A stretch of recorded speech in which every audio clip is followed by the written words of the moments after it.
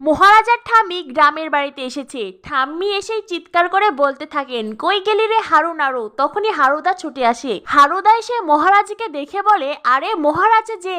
মহারাজ তখন হারুদার পায়ে হাত দিয়ে প্রণাম করে। হারুদার চোখে জল ছলছল করে। মহারাজ হারুদাকে বলে, কেমন আছো হারুদা?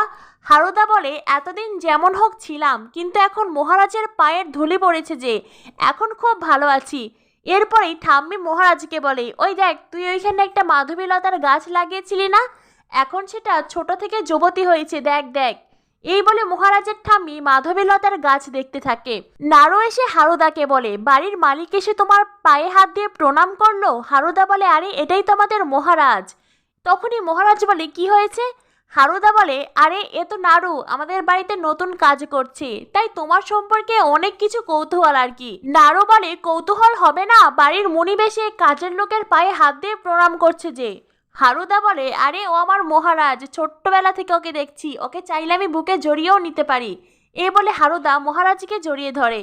ঠাম্মি তখন বাড়ির কাজের মেয়েকে দুষ্টুমি করে বলে, তুমি যেন আবার মহারাজকে জড়িয়ে ধরতে যেও না। তখনই সকলে হেসে ওঠে। এদিকে পূজারিনী মহারাজকে ফলো করতে করতে মহারাজের বন্ধুদের নিয়ে গ্রামের বাড়িতে চলে এসেছে। বাড়ির সামনে এসে পূজা জয়ন্তদের চোখ তো কপালে। পূজা বলে, এটাকে এরা গ্রামের বাড়ি বলে? জয়ন্ত বলে, তাহলে বোঝো বৌদি, এই বাড়িতে এই জন্যই তো মহারাজের আসার এত তাড়া। এ তো রাজপ্রাসাদের চাইতে কম নয়। অনেকক্ষণ দেখার পরেই জয়ন্ত বলে, বৌদি ওই দেখো বাড়ির দরজা। তখনই সকলে সদর দরজা দিয়ে বাড়িতে ঢুকে পড়ে।